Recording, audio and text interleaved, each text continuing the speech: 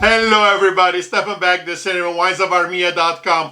Ordinarily, we're doing this, I'm by myself going on and on about how wonderful our Armenian wines are. But today is a special day. We're really privileged and honored to have with us Victoria Aslanian, the one and only Victoria from Armas Winery. She is the golden label, gold standard of Armenian wines, and we're happy to have her with us today. Hello Victoria, how are you? Good to have you with us. I'm excellent. Thank you so much for having me. My pleasure. Thank you for being here. First of all, as I said, I do this by myself, so I'm happy that you're here so you can talk about yourself. Please tell us briefly about yourself. Okay, well, I've been running Armas Winery since 2009, when we didn't have the winery just yet. My father established it in 2007 when it was just rocks and snakes, 450 acres of rocks and snakes. But this amazing terroir, high elevation, rocky volcanic soil, 300 days of sunshine, cold winters, warm summers, perfect terroir for great grapes for fine wines. And we built a world-class winery in 2010, completely designed and constructed by Italians who lived there for 4 years, 35 of them. 2 years for construction, 2 years for ongoing trainings. We even built a boutique hotel that's now available to tourists, but it was initially intended for the Italians who were living there. Currently, we produce 13 wines and export to just as many countries all over the world, and we're very proud of them. We're very proud to be among the wonderful winemakers who are leading the renaissance of Armenian wine. So it's an honor and a privilege to have been on this journey.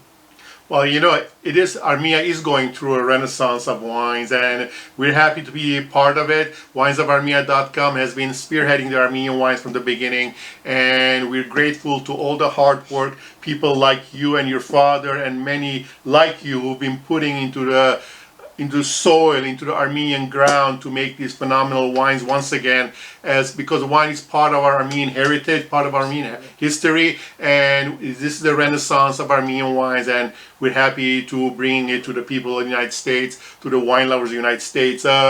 You know, as you said, you make 13 different varietals. We have most of it here today. Let's go over them slowly. We have the Armas Rosé. It comes in a big bottle also. Yes, this is my personal favorite. Everyone knows it. We make this from the Karmyrahut grape, which is an impeccable and very unique grape in that it is among only 1% of grapes in the world where the juice inside is red. 99% of the time the juice is clear, but the free run, just the juice in the berry, is this color. And so even though we make this as a white wine, no skin contact whatsoever, you still get this ruby red color. And it's interesting that Karmyrahut is another indigenous Armenian grape varietal, just like Areni, and there are 300 different Armenian grape varietals. So far we're getting the tête de cuvée, so to speak, the top of the line, Karmyrahut and Areni grape varietal seal when it comes to the red wines, and Voskehat and Lalvari and few others, Kangun, that's when it comes to the white wines. We're going to talk about all those. The other one that you have for the whites, you have the Voskehat, of course. Sorry, Voskehat, of course. One. Yeah, in fact, all of the wines that we make are all from our native Armenian grape varieties. Voskehat, we say, is the golden grape at Armas. It is indeed one of the oldest grapes that is still being used today, one of the ancient grapes. We make 2 wines from this, actually 3 now. So we have the regular Voskehat and the Voskehat Reserve, which is impeccable, which is what I have in my glass right now. Actually, since we're talking about, let's taste this right now. Amazing note. How long have you aged this? This is a reserve, by the way. It also has a regular. Yes, so the reserve, it's not only aged in oak, but first the fermentation that is generally carried out in stainless steel tanks, we do in the oak barrels. Wow. So we started off with just 5 barrels for the first vintage, but it went so well that we continued to make it more and more. So we barrel fermented it and then aged it for another 10 months in oak. Mainly, about 90% it's Artsakh oak. And we also use a few French Limoges oak and barrels. blend it afterward. Absolutely. Upon our it's quite interesting. The nose is you get a lot of bread, you get a lot of some almonds, you get a lot of wet flowers, and definitely butter. Yeah, the buttery taste comes from the barrel fermentation. It's interesting that even though most of it is Artsakh oak, you still have that French barrel fermentation notes that you get from Chardonnay as well, from well-aged Chardonnay. And on the mouth as well, that buttery feeling, that very rich, heavy body comes from the barrel fermentation. And interesting, there's I'm getting some brioche there also, which is kind of tasting back to my childhood. That really nice buttery brioche. Yeah, during tastings, you know, especially when you're having a nice glass of wine, everyone feels and tastes something different, and no one can tell them otherwise, nor should they. I, for instance, smell a little bit of vanilla, some hazelnut, white flowers, maybe yellow apples. But I find that actually this it's a perfect pairing with sushi. Really? Yes, it's excellent because sushi generally, some sushis have that dryness, so the butteriness complements it. That's very well. true, actually. I mean, especially, yeah. It's interesting you say that because it has that does have that butteriness in there, that and some tropical notes as well, which is consistent with Bosquehat grape. You know, it's consistent with it. You get that a lot from Bosquehat, and this one even more because of the aging. But it still has that minerality, that freshness that you want in a white wine, so it's excellent with most fishes, I would say fish dishes rather. Right. But even just by itself, this is an excellent wine just to enjoy by itself. Most Americans drink wine by itself. But a lot of wines are in the Europe and in the old world are made to be paired with food. But most Americans in the new world at least drink wine by itself. That's why the wines have to be palatable by itself without pairing it with a particular kind of dishes or food items. Absolutely. Okay, let's continue on. What's the other white wine that you guys make? So our Gangun white dry wine, which we have right here. Gangun is actually a grape that was created by crossing Chardonnay and Ragazzetelli. Really? The Ragazzetelli, which has been growing well over 150 years in that region, so we say it's an adopted native grape. But it also grows in Artsakh, right? It does, yes. Gangun, and generally it was used for brandy production, both Gangun and Ragazzetelli, and it was grown and sold interchangeably. But it's very interesting, and why it's called Gangun is because the grape leaves are upright, literally upright. So when you drive it throughout the vineyards, you see these soldier leaves. As opposed to the other other vines which are down. Right. Okay. But it's very, very distinct. I think this is an excellent wine. The Gangun I prefer with meals. I feel like it's a wine that acts as a chameleon with any dish that you have, whereas the Bosquehat and the Bosquehat Reserve I prefer to have by itself. So, and again, these have some acidity also, right? Absolutely. Right. That's why you need to pair it with food. Yeah, and the acidity speaks of the soil that it comes from. So this volcanic soil that gives it that minerality and that freshness you want. But nonetheless, I find that this wine, and the one particularly the Gangun from our estate, it's excellent for aging. So we have older vintages that we still enjoy, as far back as 2012, if you can imagine. Interesting. But 2016 and 18 thus far are my favorite vintages for the Gangun. Let's also talk about the semi-sweet. The Gangun semi-sweet. That's an interesting wine because you're starting out with the same grape, correct? Exactly, same grape, and this is just late harvest, so it has a lot more residual sugar, and then we stop, 36 grams residual sugar. These are technical things, but basically it's semi-sweet. It's wonderful with any dishes or desserts with almonds, with fruits. In fact, our winemaker Emilio Del Medico, who's from Friuli, said to try it with a biscotti dipped in the wine. Like Vinsanto. Exactly. It's the Friuliani way. But that's what they do with Vinsanto. Yeah. They dip the biscotti in there. Exactly. It's just perfect. Same idea. It's not too sweet. It's not dry, obviously. Late harvest. It's a beautiful, beautiful wine. And to be honest, I was not a fan of semi-sweet wines until this one because it actually tastes like wine. Exactly. And again, if you compare this with food, with desserts, or by itself. You know, there are way too many wines for us to taste today, so we're going to just taste a couple of them today and talk about all of them because I just want you guys to experience, get an idea what kind of wines these are. Then let's continue. I'm ready for the next one. You are ready for the next one? Okay, sounds good. Me too, actually. As I said before, the red grape varietal stars that have come out of Armenia so far has been Areni and Garmirahut. Yeah. And Garmirahut means red essence. Of red juice. So Of red hut juice, yes, means you're right. juice. Garmir means red. So of red juice to describe the grape itself. In fact, this grape, until Armas, we're the first winery to use this as a single grape variety. Really? Yes, so when our winemaker came to Armenia for the first time to meet the grapes, you know, he said this is Kangun, Areni, Karmarahut. But Karmarahut, as I had learned from the other winemakers, was only used to give the Areni grape and wine color, because Areni lacks a little bit of color.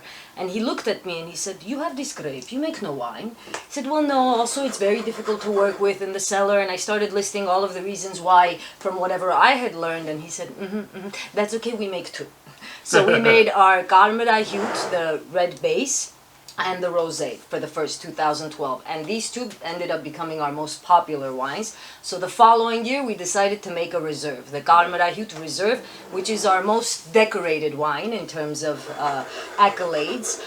Just recently it got 92 points and Editor's Choice by Wine Enthusiast. It was printed in the April 2020 edition, Grand Gold and Best in Show at Mundus Vini, Double Gold in Japan, etc. Lots and lots of gold medals, and this is actually the wine that's also carried by at Wally's in Beverly Hills. Wonderful. This one and our regular Bosque Hut. So it's a fantastic wine. It's been aged in oak for 2 years and then bottle aged for another 6. Wow. So this is a wine that's many, many years in the Well, this is 2013 we're drinking, right? We're tasting right now. And this is the current vintage, correct? Yes, this is the So you can imagine this wine has been aging for a long time. What am I smelling here? Tell me, The please. aromas are just amazing. This is why it's my favorite Armenian grape, actually, the Karmarahut. So certainly some white roses, cranberries, plums, lots of red fruits. Of course, you get a little bit of that earthiness that comes from the oak. And what it does is Karmarahut by itself, why we have the older vintages, is because by itself, it's very, very tannic. So it really needs some time in the bottle to rest, or in the barrel to kind of soften these tannins. I prefer either of the Karmarahuts, though for me and for some, you know, the Karmarahut is their absolute favorite. For me, it's a little bit heavy, whereas the Karmarahut Reserve, it's a little bit softer, so I can drink more of it. You know, it's on top of that, there's some. Wisteria, maybe? No, there is some sour cherry notes in there, which is very pleasant, and maybe some plum. Yeah, absolutely. I'm getting some plum there also, which is again characteristics. You know, if you don't tell me this is Garmirahut, I would think it has some characteristics of Syrah in there. Yeah. Which is that's where the plum comes in a little bit, but nevertheless. It's a beautiful smelling wine, and the nose is phenomenal. Let's taste it now. And it has quite the body as well. And a very, very lasting finish. Like, this is a wine that stays with you. You know, my apologies.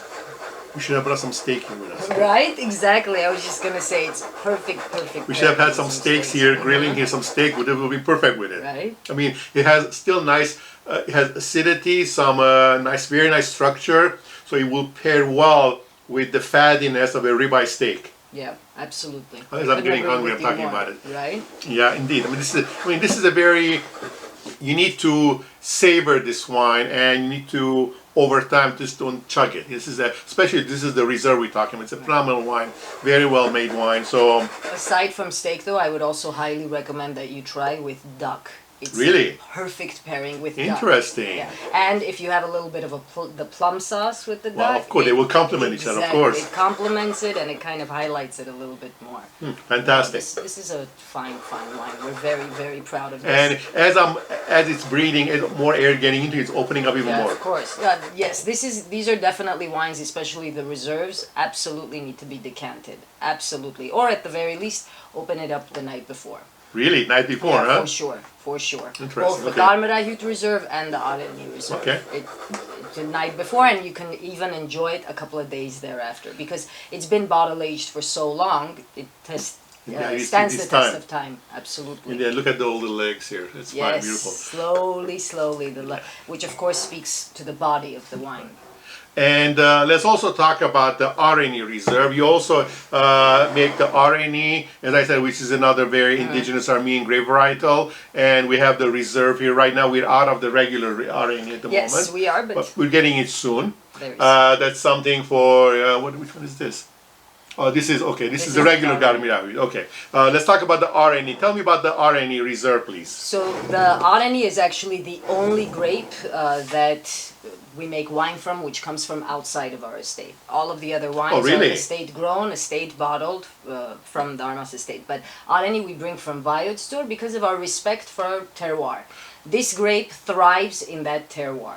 So we have farmers that we work with every year, and we buy the grapes and we make it at the vineyards. And this wine has also won a number of awards. Many awards. A lot of accolades, and again, it's similar to... I would say that's most similar to a Pinot Noir, to a really nice Pinot Noir. And actually, I would urge, your wine lovers who are watching this, if when you're trying them, try the Aslanian and Aslanian Reserve together, the Garmirahut and Garmirahut Reserve together. So you have a reference point of where the wines are, depending on how long they've aged. The difference between the two grapes, but more interestingly, it's just for yourself. You can see immediately at home the difference that the barrel aging does. It's self-education. Right. You know, practice makes perfect. I practice every day. I urge you to do the same. But really, just to open up those two bottles, one the Reserve and the regular, and to see the difference with what time and the barrel does, and how the grape shines by itself as well. Right. And bring your family and friends together and enjoy them. Did we cover all the wines? I think we did. Yes. Again, Armas makes phenomenal wines. Victoria makes phenomenal wines. We're happy to carry them, and as you guys know, we ship all over the country. So get them wine. This is the perfect time right now for during the holidays to enjoy our phenomenal Armenian wines with friends, particularly with non-Armenians. This is your opportunity to showcase the beautiful wine that Armenia is making right now. This is the Armenian wine renaissance, and we're happy to be a part of it.